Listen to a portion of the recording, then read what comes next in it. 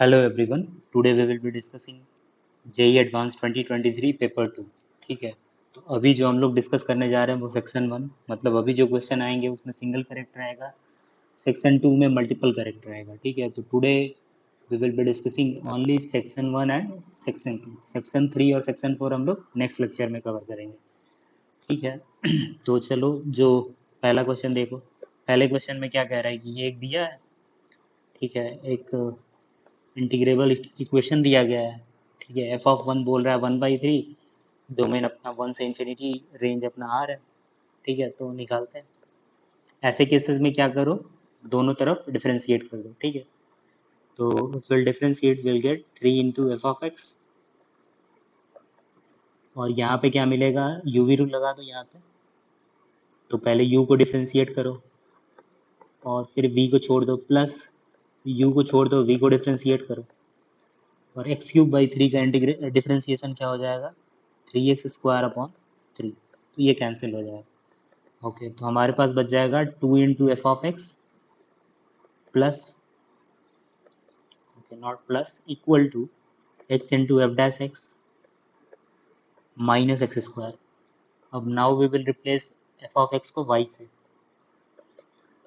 And f dash of x को d y by d x से minus x square. ठीक है, now divided by x, तो मुझे मिल जाएगा 2/x इंटू वाई, और ये हो जाएगा d y by d x, और ये हो गया x।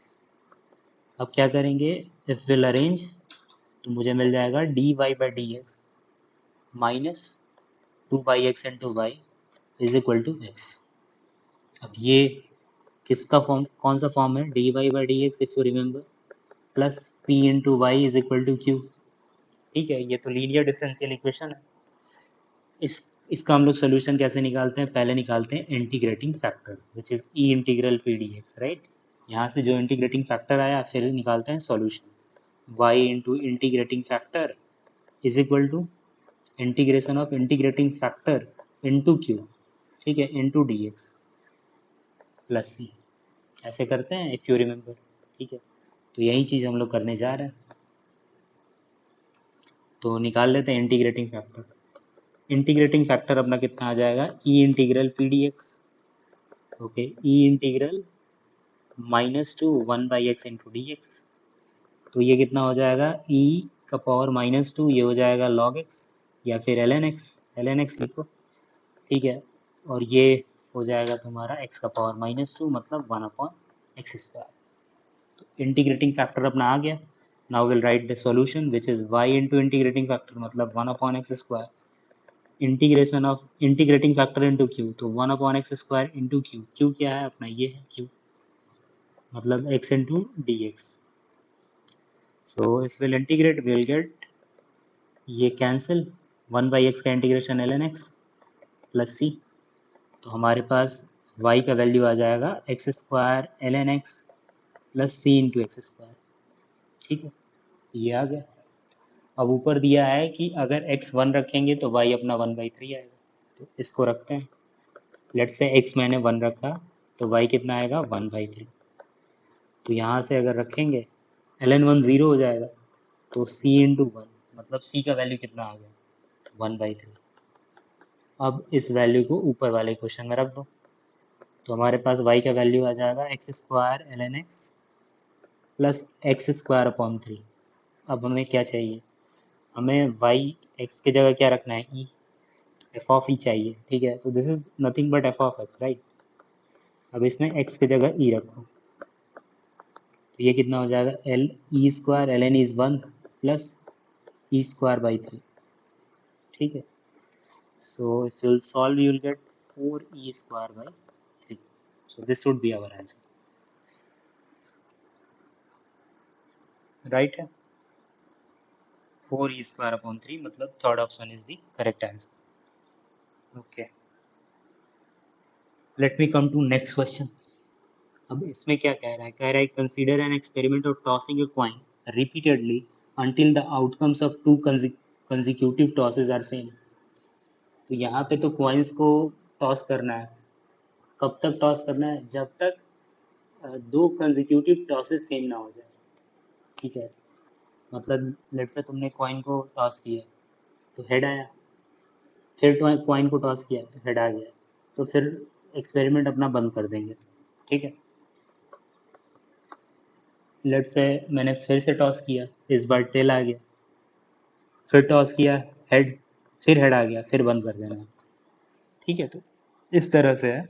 आगे क्वेश्चन पढ़ते हैं। If the probability of a random toss resulting in head is 1/3, तो probability of getting head is 1/3, मतलब प्रोबेबिलिटी ऑफ गेटिंग टेल कितना हो जाएगा 2/3।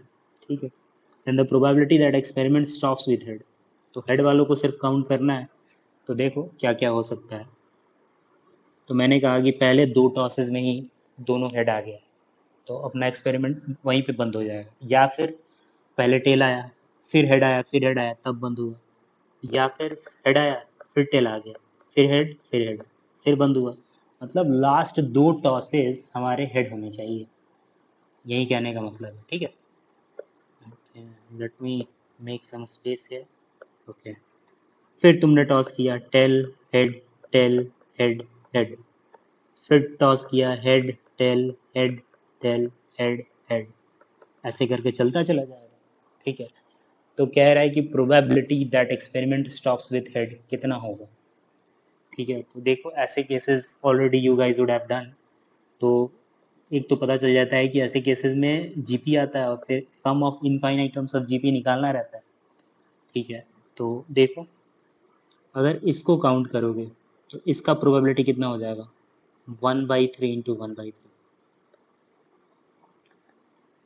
ठीक है, इसका प्रोबेबिलिटी ऑफ टेल कितना होगा 2/3, हेड का 1/3, हेड का 1/3। Similarly we can calculate for this कि 1/3 इंटू 2/3 इंटू 1/3 इंटू 1/3, इसका क्या होगा। तो टेल 2 बार है, मतलब 2/3 का होल स्क्वायर और हेड 1/3 का होल क्यूब। ठीक है, फिर इसमें हेड कितनी बार है 4 बार है, मतलब 1/3 का होल पावर 4, और टेल 2 बार है, मतलब 2/3 का होल स्क्वायर। ठीक है, ओके, तो मैं इन सबों को भी अच्छे से लिख देता हूँ एक ही के फॉर्म में। तो ये हो जाएगा 1/3 का होल स्क्वायर, ये हो जाएगा 2/3 इंटू 1/3 का होल स्क्वायर। ठीक है, ये क्या हो जाएगा 1/3 का होल क्यूब, और ये हो जाएगा 2/3।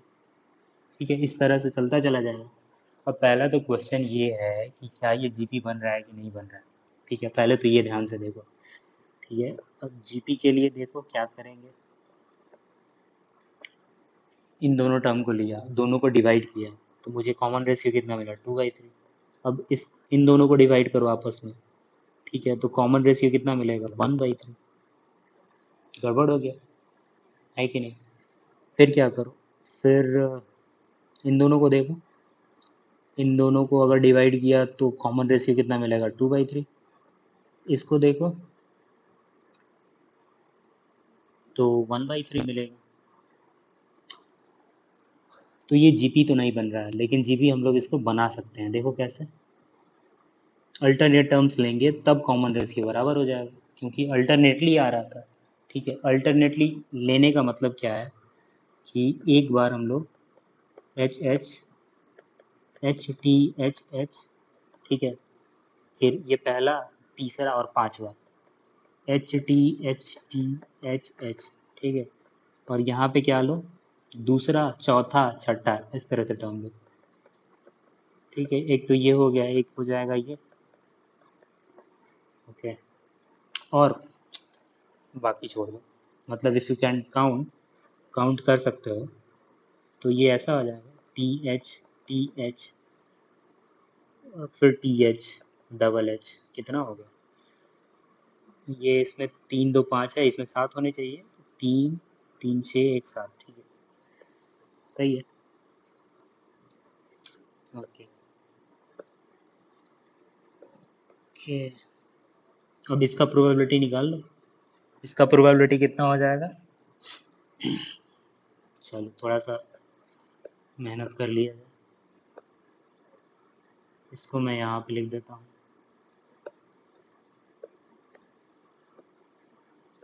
ओके, अब इसका ऊपर वाले का निकालते हैं, तो ये तो 1/3 का होल स्क्वायर है, ठीक है, प्लस प्रोबेबिलिटी ऑफ इवेंट, क्या करेंगे दोनों केसेस को निकाल के जोड़ेंगे, वही होगा। ओके, ये क्या हो जाएगा 2/3 इंटू 1/3 का होल क्यूब, प्लस ये क्या हो जाएगा 2/3 का होल स्क्वायर इंटू 1/3 का होल पावर 4, 1 2 3 4, 4 है यहाँ पे, ठीक है। ऐसे करके चलता चला जाएगा। अब पहले ये देखो कि ये जीपी बन रहा है कि नहीं, इन दोनों को डिवाइड करो, तो तुम्हें क्या मिलेगा 2/3 इंटू 1/3, इन दोनों को डिवाइड करो, फिर क्या मिलेगा 2/3 इंटू 1/3, इसका मतलब कॉमन रेशियो इस बार मिल गया 2/3 इंटू 1/3, ठीक है। तो अब हम लोग निकाल लेते हैं। तो ये वाला लेट्स से कि ये इवेंट E1 है और ये इवेंट E2 है, तो प्रोबेबिलिटी ऑफ इवेंट E1 कितना हो जाएगा, A/1 minus r, sum of infinite terms of GP, यही होता है, ठीक है। तो ए का वैल्यू कितना है 1/9, 1/3 इसका 1 minus 2/3 into 1/3, if will solve what we will get 9 minus 2 1/7, right. Okay, ये तो E1 हुआ, अब E2 का निकाल लो। अच्छा, इसको निकालने से पहले पहले तो समझ लेते हैं कि ये जीपी बन रहा है कि नहीं बन रहा है। तो ये हो जाएगा 2/3 इंटू 1/3 का होल स्क्वायर, ये कितना हो जाएगा 2/3 का स्क्वायर इंटू 1/3 का क्यूब, ये हो जाएगा 2/3 का 1 2 3, 3 है ना, 10, ओके, क्यूब 1/3 का पावर 4। अब देख के बताओ ये जीपी है कि नहीं, बिल्कुल है। इन दोनों का कॉमन रेशियो कितना हो जाएगा, इन दोनों को डिवाइड करो, ठीक है, तो मिलेगा 1/3 इंटू 2/3, फिर इन दोनों को डिवाइड करो, तो वापस से 2/3 इंटू 1/3, ठीक है। तो एक बात तो क्लियर हो गया कि ये भी जीपी में है। अब ये कैसा जीपी है, इनफाइनाइट टर्म्स है, क्योंकि वो तो ये तो कंटिन्यूड रहेगा जब तक दोनों लास्ट हेड आ ना जाए, लास्ट प्रोसेस, ठीक है।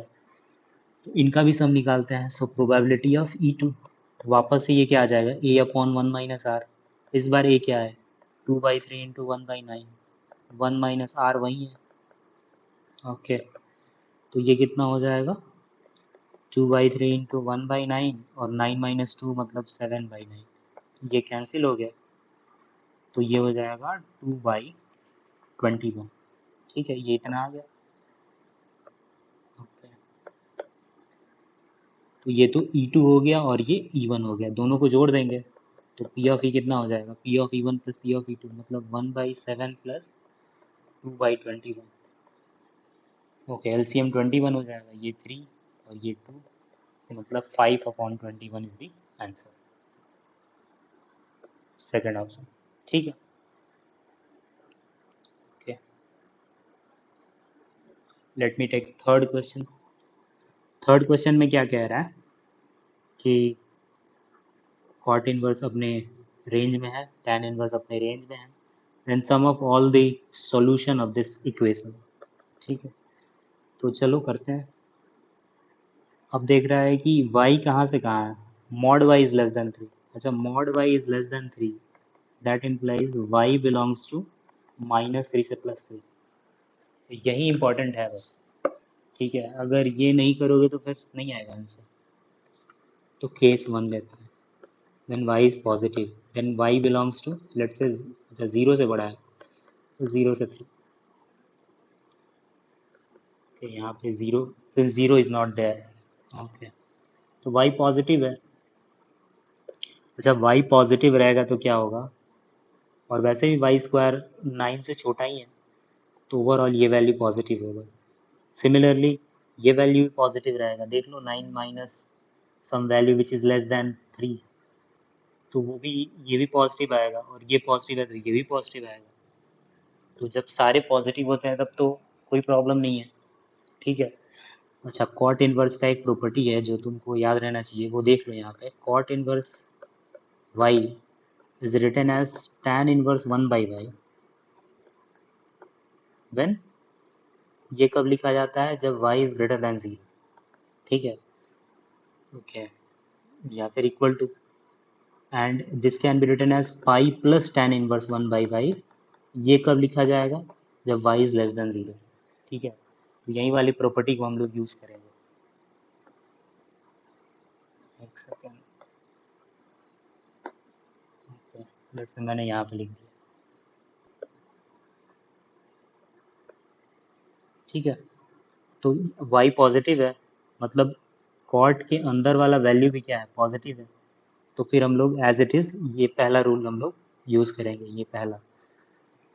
तो क्या है हमारे पास? tan inverse 6y/9 minus y square plus cot inverse 9 minus y square upon 6y is equal to 2π/3। ठीक है, ओके, तो this can be written as tan inverse 6y/9 minus y square plus, अब इस कॉट इनवर्स को direct उल्टा कर दो। क्यों? क्योंकि पॉजिटिव है। ओके, 2π/3। ठीक है, अब इसको सॉल्व करो।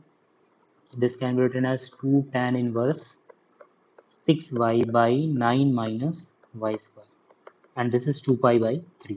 तो 2 से 2 कैंसिल हो गया और tan को उधर लेके जाओ, then it will be 6y/9 minus y square. tan π/3 कितना होता है? √3। अब ये √3 कैंसिल हो जाएगा 2√3 से।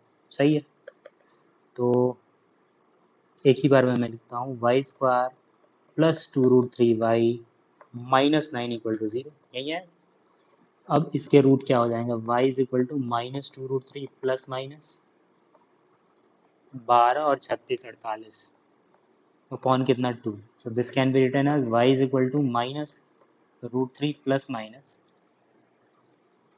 2√3।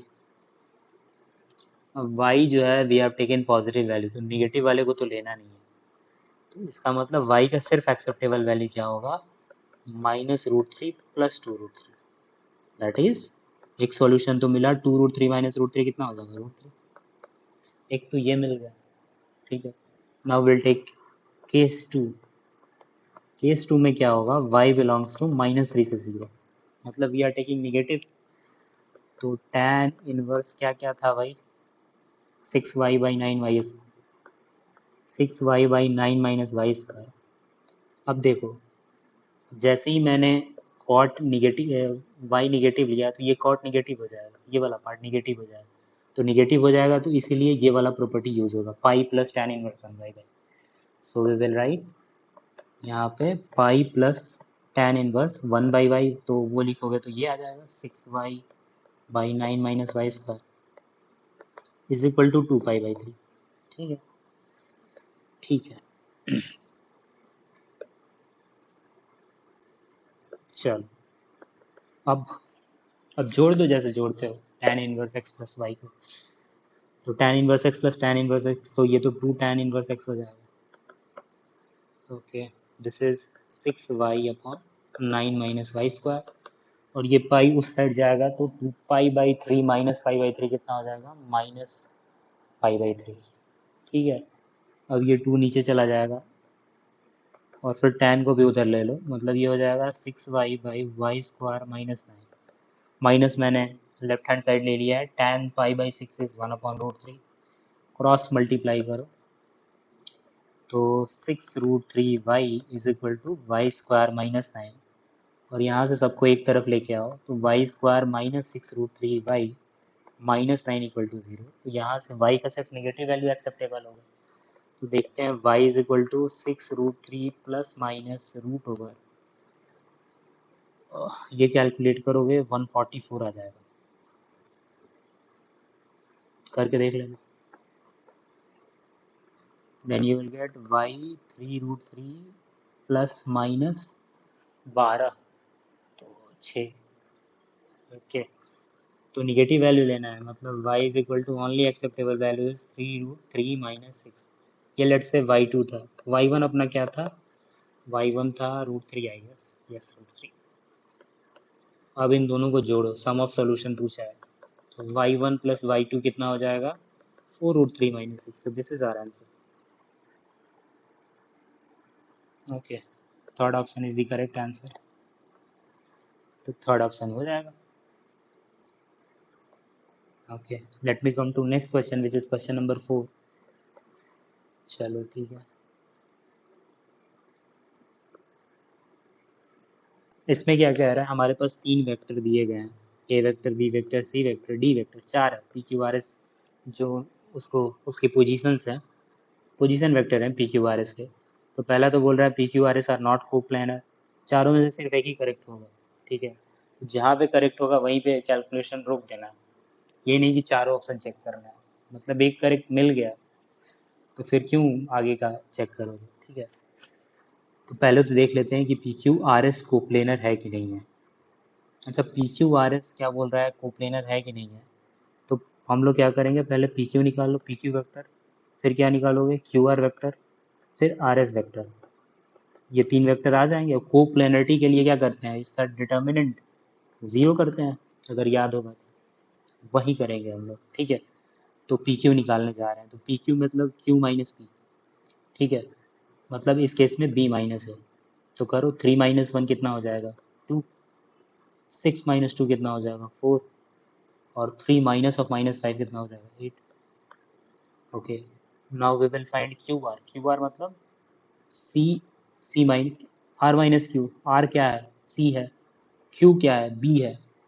तो बी में से सी को, सॉरी सी में से बी को घटाएंगे, तो 17/5 माइनस 3, तो ये हो जाएगा 2/5। ठीक है, फिर 16/5 में से 6 घटाओ, तो -14/5। ठीक है, और फिर 7 माइनस 3, तो 4। ठीक है, ये सब हटा देता हूँ।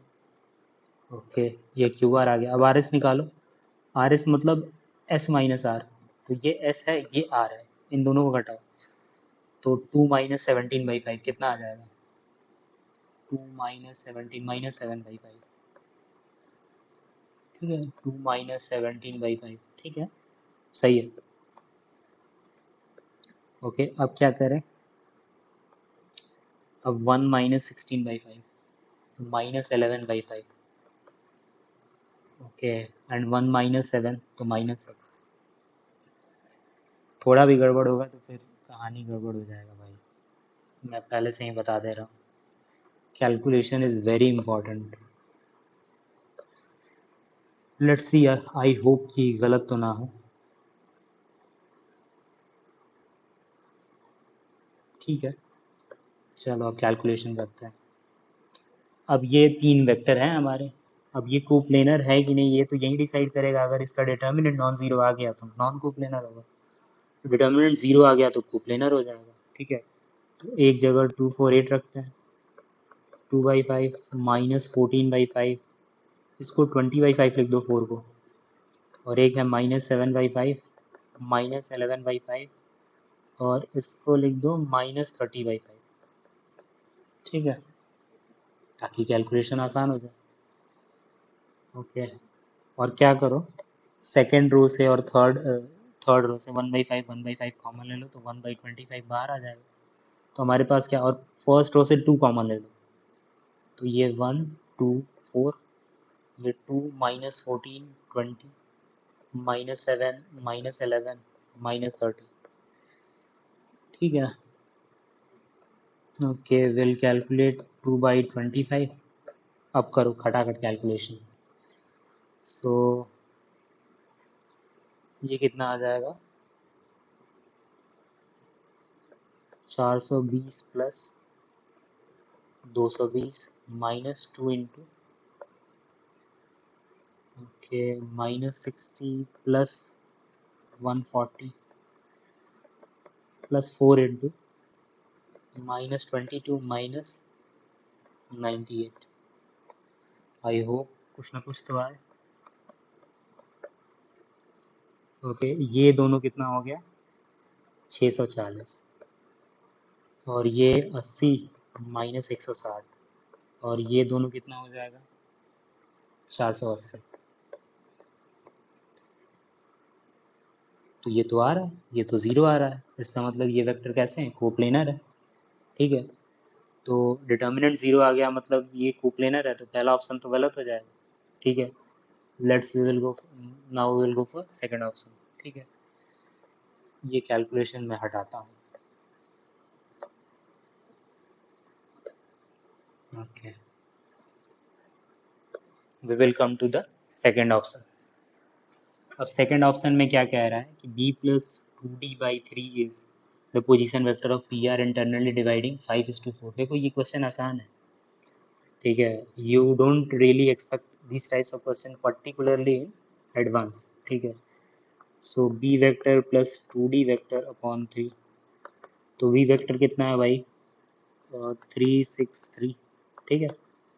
2d ट्वाइस ऑफ डी कितना है, 211/3 है। तो 2 2 4, 4 + 3 7/3, 6 + 2 8/3 एंड 3 + 2 5/3। ये क्या कह रहा है कि ये तो, अब देखो ये कह रहा है कि लेट्स से ये पी आर है। अब इसमें कोई पॉइंट लेट्स से जेड है, ठीक है। अब जेड इस पॉइंट को 5:4 के पार्ट में डिवाइड कर रहा है, तो बोल रहा है कि जो जेड के कोऑर्डिनेट होंगे वो बी वेक्टर प्लस 2d वेक्टर/3 होगा, ठीक है। तो जेड के कोऑर्डिनेट निकालते हैं, तो जेड का कोऑर्डिनेट क्या होगा, 5 × r vector plus 4 × p vector by 5 + 4, सही है। तो जेड वेक्टर अपना क्या आ जाएगा, 5 × r, r मतलब c, तो 5 × 17/5, 16/5, 7। Okay, let me make some space।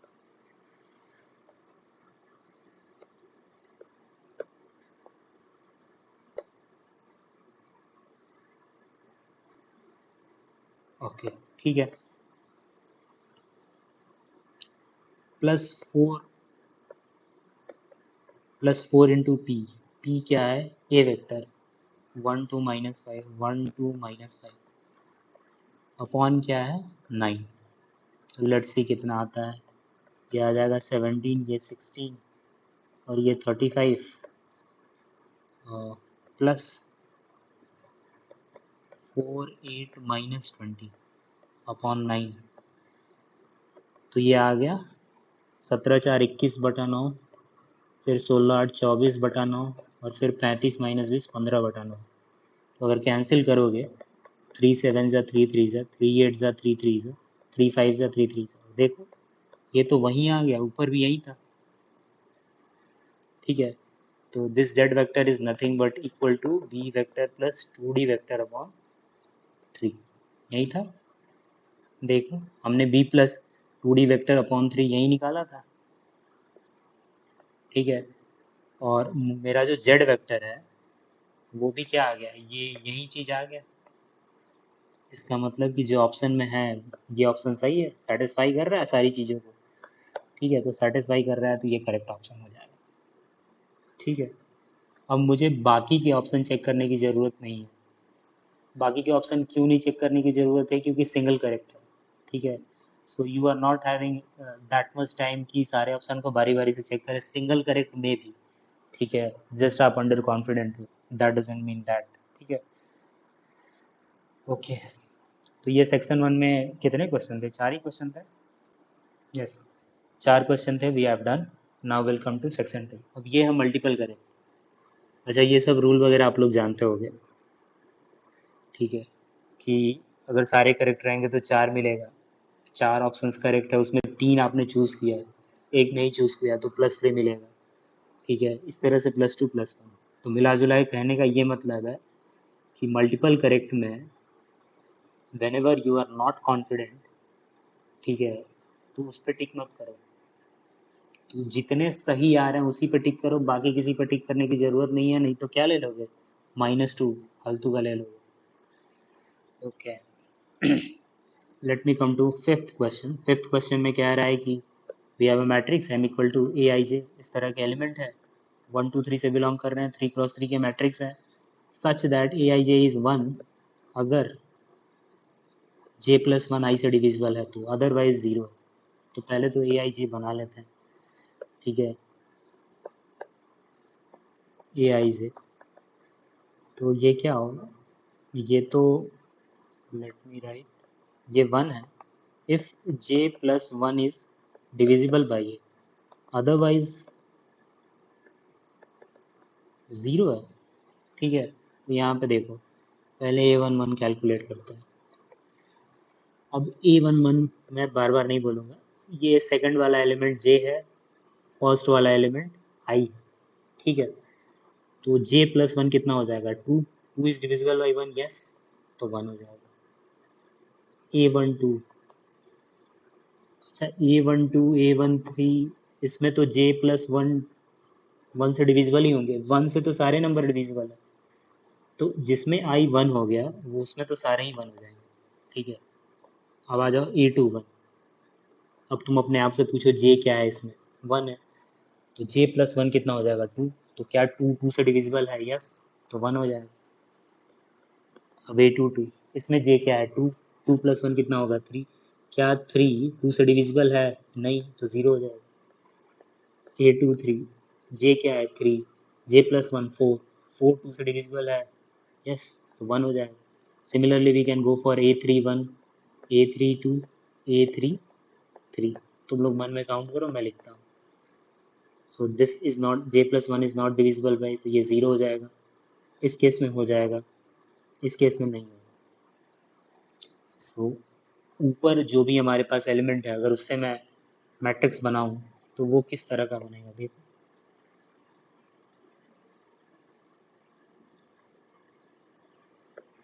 ये बन जाएगा हमारा मैट्रिक्स M 1 1 1 1 0 1 0 1 0। ये अपना मैट्रिक्स बन गया 3x3 का। अब पूछ रहा है कि M इज इन्वर्टिबल और नॉट, तो अगर डिटर्मिनेंट 0 आ गया तो इन्वर्टिबल नहीं होगा, अदरवाइज होगा। ठीक है, तो डिटर्मिनेंट निकाल लिया, तो ये -1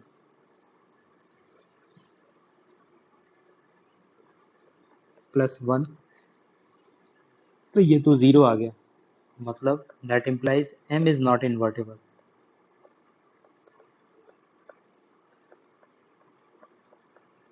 ठीक है, अब M इन्वर्टिबल नहीं है, मतलब ये वाला ऑप्शन तो नहीं है।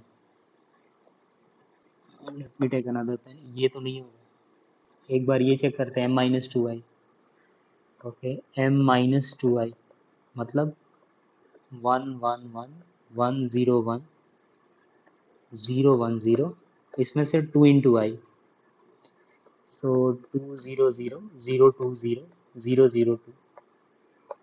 ओके, तो if you subtract what you will get, -1 1 1 1 -2 1 0 1 -2।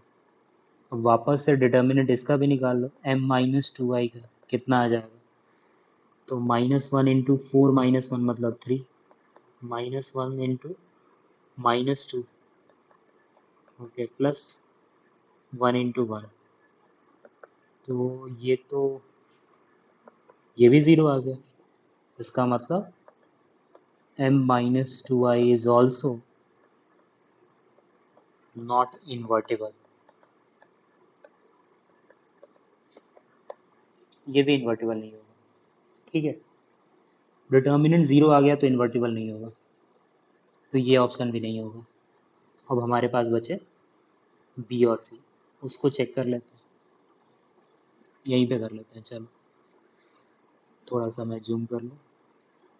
Okay, तो 1 1 1 1 0 1 0 1 0, इसको किससे मल्टीप्लाई करना है, A1 A2 A3 से, और किसके बराबर लेके आना है, -A1 -A2 -A3। तो ये कह रहा है कि एक नॉन ज़ीरो होना चाहिए कॉलम मैट्रिक्स, मतलब A1 A2 A3 सारे ज़ीरो नहीं होने चाहिए, यही प्रूफ करना है। तो कर लो मल्टीप्लाई, तो if will multiply what you will gate, A1 plus A2 plus A3। अच्छा, एक चीज़ और देख लो, ये 3x3 का है, ये 3x1 का है, तो दोनों को मल्टीप्लाई करने के बाद हमें क्या मैट्रिक्स मिलेगा, 3x1 का मिलेगा, मतलब 3 ही एलिमेंट होंगे।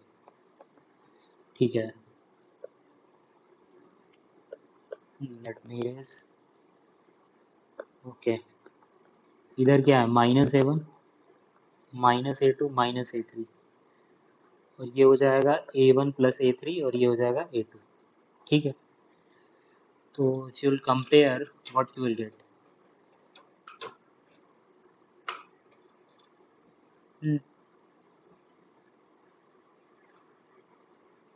ओके, पहला एलिमेंट कंपेयर करते हैं A11, तो A1 plus A2 plus A3 is equal to -A1। इसका मतलब 2A1 plus A2 plus A3 is 0। यहाँ से तो कुछ नहीं मिला। A12 कंपेयर करो, A12 A1 plus A3 plus A2, ये तो 0 हो जाएगा। ठीक है, तो अगर इसमें रखोगे A1 plus A2 plus A3, तो यहाँ से A1 मुझे 0 मिल जाएगा। एक चीज़ तो मिला। और फिर क्या कह रहा है, लास्ट वाला कंपेयर करो, A2 प्लस A3 क्या आ जाएगा, 0। तो मतलब A2 जो होगा, अगर A2 लेट्स से कि K लेंगे, तो A3 अपना क्या लेना पड़ेगा, -K। तो यहाँ से तो यही मिला। तो अगर कोई कहे कि A1 A2 A3 क्या है, तो हम लोग क्या लिख सकते हैं, ये A1 0 आ रहा है, A2 अगर K आ रहा है तो A3 क्या आ रहा है, -K। तो ये तो 0 तभी होगा जब K 0 होगा, अदरवाइज बाकी सारे केसेस में नॉन ज़ीरो होगा। इसका मतलब ये ऑप्शन ट्रू है। ठीक है, मैं A1 A2 A3 इन यहाँ से जो तीन इक्वेशन आए हैं, इन तीनों इक्वेशन को सॉल्व करोगे तो यहाँ से A1 का वैल्यू कितना आ रहा है, 0, और A2 प्लस A3 0 आ रहा है। इसका मतलब एक K होगा, दूसरा -K होगा। अब ये तो इसकी वैल्यू K पे डिपेंड करेगी। वी कैन नॉट से कि ये 0 है। ये तो 0 तभी होगा जब K 0 होगा, बाकी सारे केसेस में 0 नहीं होगा। तो इसीलिए ये कंडीशन, ये वाला ऑप्शन ट्रू हो गया। ठीक है, okay, let me take the last option. Last option के लिए थोड़ा इरेज कर ही देते हैं। चलो, तो मुझे क्या कह रहा है कि m को x से मल्टीप्लाई करना है। Let me take another pen. Okay, m को x से मल्टीप्लाई करना है और 0, और x बिलोंग्स टू, ये कह रहा है, ओके, वो कह रहा है जो x होना चाहिए वो वापस से नॉन ज़ीरो होना चाहिए, तो बिल्कुल ऊपर वाले की तरह ही हो गया। ठीक है, इस बार क्या करो कि x ले लो यहीं, तो A1 A2 A3, ताकि already we have done it. ठीक है, तो m क्या था, 1 1 1 1 0 1 0 1 0, और इसको x से मल्टीप्लाई कर दिया, A1 A2 A3। ठीक है, इज इक्वल टू 0। जैसे ही मल्टीप्लाई करो, ऑलरेडी वी हैव मल्टीप्लाई, तो उसमें टाइम भी नहीं लगेगा। A1 plus A2 plus A3, ये हो जाएगा A1 प्लस A3, और ये हो जाएगा A3, सॉरी A2। ओके, और ये सारे ज़ीरो हैं, तो A2 यहाँ से तो क्लियर दिख रहा है, लास्ट वाले एलिमेंट को कंपेयर करोगे तो 0 हो जाएगा। और A1 प्लस A3 0 है, मतलब अगेन A1 K रखोगे तो A3 क्या आ जाएगा, -K। तो इस केस में, ठीक है, हमारे पास जो X मैट्रिक्स है वो क्या मिला, तो X मैट्रिक्स मुझे मिला, A2 0 रहेगा, ये K रहेगा, ये -K रहेगा, ये मिला। अब ये कह रहा है कि नॉट इक्वल टू 0 होना चाहिए, विच इज़ ट्रू। ये नॉट इक्वल टू 0, ये तो 0 तभी होगा जब सारे एलिमेंट 0 होंगे। ठीक है, जो कि है नहीं। ठीक है, तो ये ऑप्शन भी अपना ट्रू हो जाएगा। ठीक है, ये ऑप्शन भी ट्रू हो जाएगा। Okay, let me come to next question. इसमें क्या कहा जा रहा है कि हमारे पास एक फंक्शन है, ये फंक्शन है, ठीक है, और डोमेन दिया गया है 0 से 1, रेंज R है, यहाँ पे ग्रेटेस्ट इंटीजर है। तो फिर फंक्शन का नेचर है, नेचर से रिलेटेड क्वेश्चन है। तो चलो करते हैं। यहाँ पे देखो, इस फंक्शन को हम लोग f of x equal to, ये जो डोमेन है 4 0 से 1, इसको हम लोग चार पार्ट में तोड़ेंगे। एक तो x बिलोंग्स टू लेट्स से 0 से 1/4, ठीक है, फिर x बिलोंग्स टू 1/4 से 1/2, फिर x बिलोंग्स टू 1/2 से 3/4 और फिर x बिलोंग्स टू, ठीक है, और 3/4 से 1 वी शुड टेक ओपन, ठीक है। ऐसे करेंगे, ऐसे क्यों करेंगे, क्योंकि देखो ग्रेटेस्ट इंटीजर के ऊपर 4x है, ठीक है, और x अपना कहाँ से कहाँ है, 0 से 1, तो 4x कहाँ से कहाँ चला जाएगा, 0 से 4, और इस पे ग्रेटेस्ट इंटीजर है, इसीलिए एक हम लोग इंटरवल लेंगे 4x बिलोंग्स टू 0 से 1, फिर एक 1 से 2, फिर 2 से 3, फिर 3 से 4। ऐसा इसलिए क्योंकि अगर इस पे ग्रेटेस्ट इंटीजर डालते हैं तो 0 से 1 का जो भी एलिमेंट लेंगे उस पे ग्रेटेस्ट इंटीजर डालोगे तो ये 0 हो जाएगा, ये 1, ये 2, ये 3, इसीलिए ऐसा किया गया है, ठीक है, क्योंकि डायरेक्ट तो इस फंक्शन को पहचानना मुश्किल है, इसलिए, ठीक है। ओके, तो अब समझो, जब 0 से 4, 1/4 कोई भी एलिमेंट ले लो, ठीक है, और इस फंक्शन में रखो, 0 से 1/4 में लोगे कोई भी एलिमेंट और इसमें ग्रेटेस्ट इंटीजर में रखोगे तो ये तो 0 हो जाएगा, ठीक है। मैं पहले बता दूं, greatest integer of 4x belongs to, कहाँ से कहाँ भी बताए थे, 0 से 4, एक तो 0 से 1 यूनियन, 1 से 2 यूनियन, 2 से 3 यूनियन, 3 से 4, इसमें 0 होगा, इसमें 1 होगा, इसमें 2 होगा, इसमें 3 होगा, तो वहीं लेंगे, ठीक है, डायरेक्ट आई राइट, तो 0 से 1/4 में 0 होगा तो 0 इंटू एनीथिंग विल बी 0, और 1/4 पे भी ये वैल्यू क्या हो जाएगा, 0, ठीक है। ओके, 1/4 से 1/2 में ग्रेटेस्ट इंटीजर ऑफ 4x 1 होगा और बाकी सब फंक्शन एज इट इज होंगे, इस केस में हम लोग क्या लिखेंगे, x माइनस 1/4 का whole square into x minus 1/2, ठीक है। ओके, जब 1/2 से 3/4 होगा उस केस में ये वाला पर्टिकुलर ये चीज़ ये 2 हो जाएगा, तो पहले तो 1 था, इस बार 2 हो जाएगा, तो 2 इंटू एक्स माइनस 1/4 का whole square into x minus 1/2, okay, और 3/4 से 1 में ये जो है हमारे पास, ये ये इसका वैल्यू 3/4 से 1 में 3 हो जाएगा, तो we will write 3 into x minus 1/4 का whole square into x minus 1/2, ठीक है। 3/4 को मुझे चेक करना पड़ेगा कि वैल्यू क्या आ रहा है, ठीक है, क्योंकि 1/4 पे तो इस फंक्शन का वैल्यू 0 आएगा, ध्यान से देखो, 1/4 पे 0 आएगा, 1/2 पे 0 आएगा, 3/4 और 1 पे, 3/4 पे एक्चुअली डाउट है तो वी विल टेक इट ऐसे ही रखेंगे, ठीक है, 3/4 रख ही दो डायरेक्ट, एक बना ही देते हैं, एक काम करते हैं, इसको ले लेते हैं थोड़ा सा नीचे और यहाँ पे लिख देते हैं x इक्वल टू 3/4, और 3/4 रखो, तो 3/4 रखोगे तो greatest integer of 3 is 3, 3/4 minus 1/4 मतलब 2/4, ये आ जाएगा, 3/4 1/4 मतलब 3/16 आ जाएगा, ठीक है, तो आई डायरेक्टली राइट 3/16,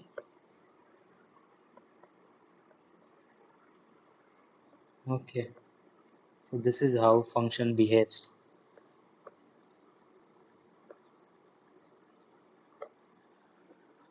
ठीक है, ओके, अब इसका थोड़ा बहुत ग्राफ बनाते हैं, ठीक है,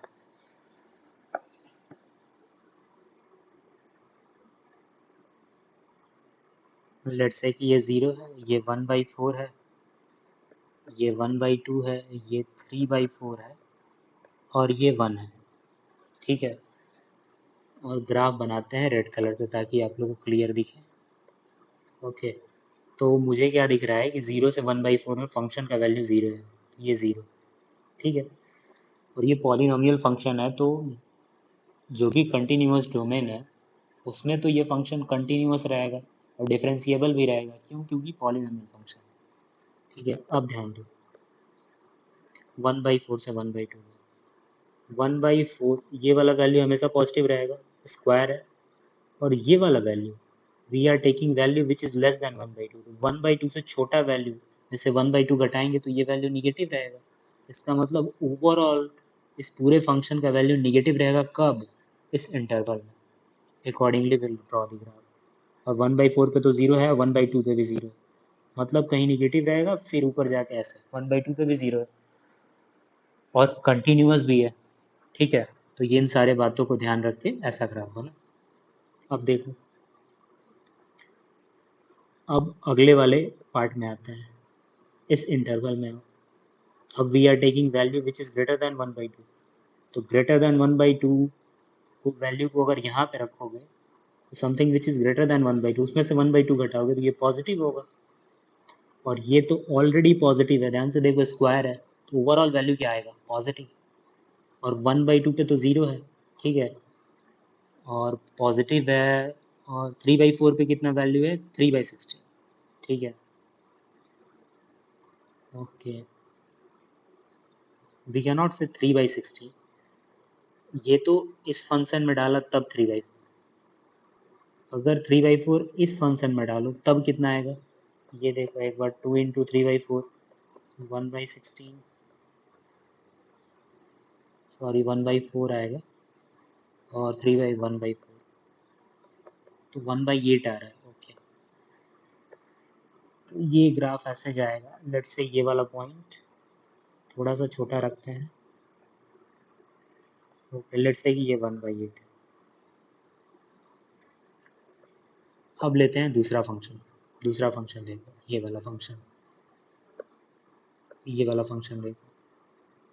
ये वाला हमेशा पॉजिटिव रहेगा और यहाँ पे जो वैल्यू है 1/2 से बड़ा है तो ये भी पॉजिटिव रहेगा। ठीक है, अब इस फंक्शन में x के जगह हमने क्या रखा? 3/4।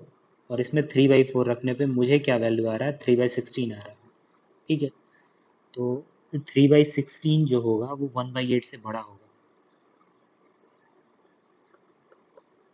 इसको 2 से ऊपर नीचे मल्टीप्लाई करोगे तो ये 2/16 है, वो 3/16 है, तो 3/16 बड़ा होगा। ठीक है, और थोड़ा सा शिफ्ट करना पड़ेगा मुझे, तो किया जाए इसको, तो मैं वही शिफ्ट,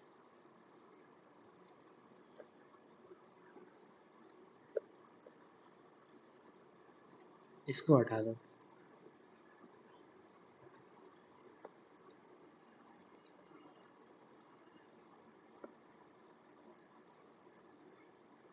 ओके,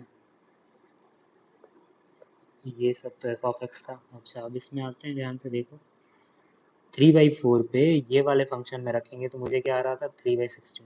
ये देखो, ये 1/8 था, ये 3/16 था। ओके, इसके बाद 1 रखोगे तो कितना आएगा? 1 माइनस 1/4, 3/4, मतलब इंक्रीज ही होगा। ठीक है, तो कुछ ऐसे होगा। ओके, अब इस ग्राफ को देखो ध्यान से। ठीक है, और सारी बातें हम लोग ऊपर से पता चल जाएगा। ठीक है, तो पहला तो कह रहा है the function is discontinuous exactly at 1.0 से 1।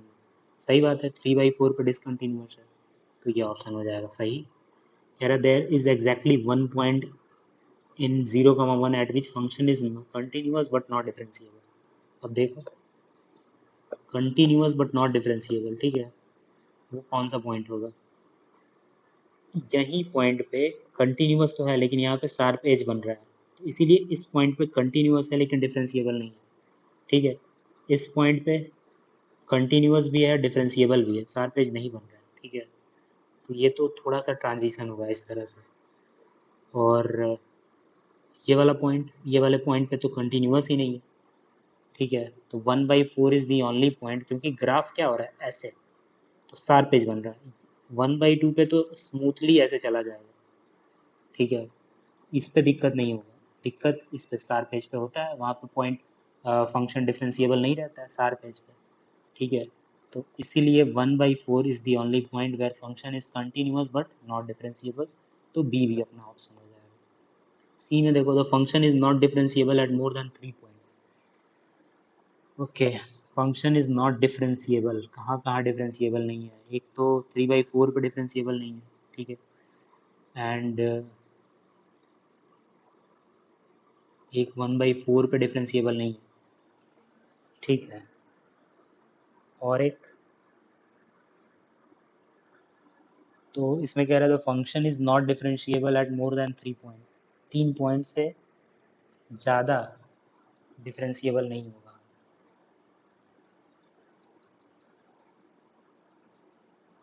ठीक है, सो व्हाट वुड यू से?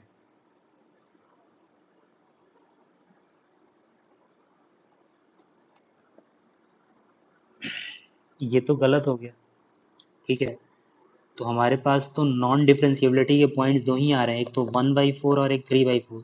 1/2 पे तो डिफरेंशिएबल है, ये तो तब करेक्ट होता है जब नॉट मोर देन 2 पॉइंट्स रहता है, तब ये करेक्ट हो जाता है, ठीक है, तो यहाँ पे 3 पॉइंट्स बोल रहा है तो 3 पॉइंट्स पे नॉन डिफरेंशिएबल है, जबकि रियलिटी है कि दो ही पॉइंट पे नॉन डिफरेंशिएबल है, ठीक है, ये इनकरेक्ट हो गया, और मिनिमम वैल्यू निकालना है, ठीक है, minimum value of the function, तो minimum value of the function किस डोमेन में आ रहा है, देखो एक बार,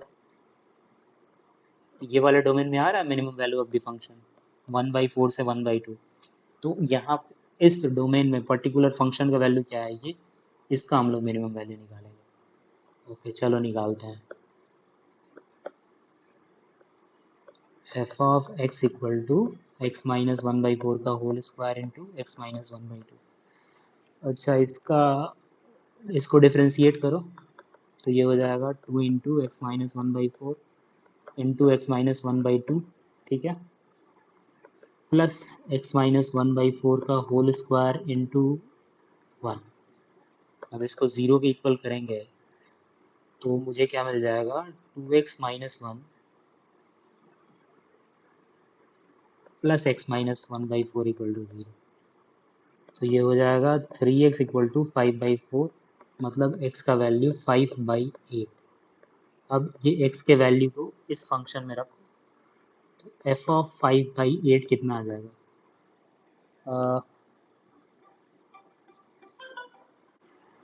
तो x इक्वल टू अगर 5/8 रखेंगे तो हमारा वैल्यू कितना आ जाएगा, कैलकुलेट करके देख लो, 5/8 माइनस 1/4 का whole square plus into 5/8 minus 1/2, ठीक है, कैलकुलेट करोगे तो ये आएगा -1/432, कैलकुलेट करके देखना इतना ही आएगा, ठीक है, तो मतलब वो जो मिनिमम वैल्यू है ये तो नहीं है, मतलब ये भी ऑप्शन करेक्ट नहीं होगा, तो इस केस में सिर्फ दो ही ऑप्शन करेक्ट होंगे, which is a and b, ठीक है, okay, let me come to the next question which is last one, ठीक है, मतलब for section 2, section 3 section 4 will be discussing tomorrow. इस केस में कह रहा है कि d square f by d x square is greater than 0, तो तुम लोग को अगर याद होगा तो इसका जो ग्राफ होता है वो कॉनकेव अपवर्ड होता है, ठीक है, अपवर्ड,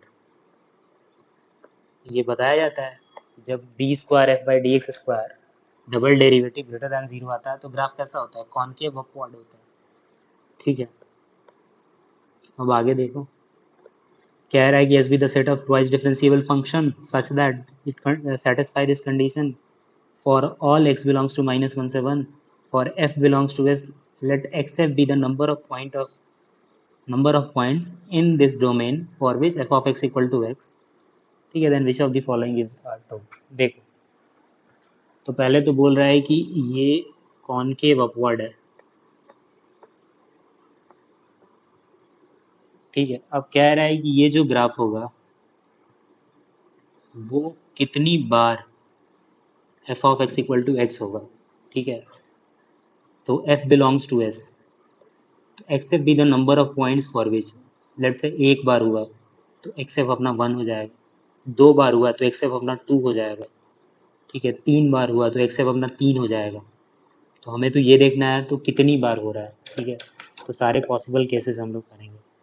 देखो, पहला तो पॉसिबल केसेस ये है कि y इक्वल टू एक्स ये है, ये कॉनकेव अपवर्ड ऐसे हो जाए, तो इस केस में ये ग्राफ कभी भी except y equal to x को टच ही नहीं कर रहा है, मतलब पॉइंट ऑफ इंटरसेक्शन एक भी नहीं है, तो इस केस में एक्सएफ कितना होगा, 0, क्योंकि ये ग्राफ कभी भी y इक्वल टू एक्स नहीं होगा। दूसरा केस ये हो सकता है कि ये ग्राफ ऐसे एक एक बार टच करके ऐसे निकल जाए। Let me draw properly. ठीक है, इस केस में एक्सएफ कितना हो जाएगा, 1, क्योंकि ये जो ग्राफ है ये y is equal to f x एक बार y इक्वल टू एक्स को टच कर रहा है। ठीक है, तो एक बार तो y is equal to x हो ही रहा है, इसलिए एक्सएफ 1 हो गया। एक और लास्ट पॉसिबल केस ऐसे बनता है, ऐसे हो सकता है, मतलब इस केस में दो, एक्सेप का वैल्यू कितना हो जाएगा, 2। ठीक है, 2 बार y इक्वल टू एक्स को टच कर रहा है, मतलब 2 बार y इक्वल टू एक्स हो रहा है, तो हमारे पास टोटल एक्सेप की पॉसिबल वैल्यू कितनी हो जाएंगी, 0, 1 एंड 2। तीन ही हो सकता है, इसके अलावा कोई हो ही नहीं सकता। ग्राफ कॉनकेव अपवर्ड है, अकॉर्डिंगली बनाना है। ठीक है, तो एक्सेप का value, there exist a function except equal to 0, तो ये सही है। For every except is less than equal to 2, ये भी सही है। एक्सेप 2 हो सकता है, ये भी सही है। There does not exist function f in s such that except is, ये गलत है। ऐसा तो फंक्शन एग्जिस्ट करेगा ही such that except is equal to 1। ठीक है, तो ये क्वेश्चन को समझना थोड़ा मुश्किल था कि ये तो कह रहा है ऐसा ग्राफ हमको लेना है सच दैट, ऐसा कॉनकेव अपवर्ड ग्राफ, उसमें y is equal to x कितनी बार हो रहा है। अगर एक बार हो रहा है तो एक्सेप 1, 2 बार हो रहा है तो except 2, except with the number of points for which y is equal to x happens. ठीक है, इस केस में 0, 1, 2 पॉसिबल वैल्यूज थी। सो हमने सेक्शन 1 सेक्शन 2 कवर कर लिया। Will cover the section 2, 3 and 4 in next lecture. ठीक है।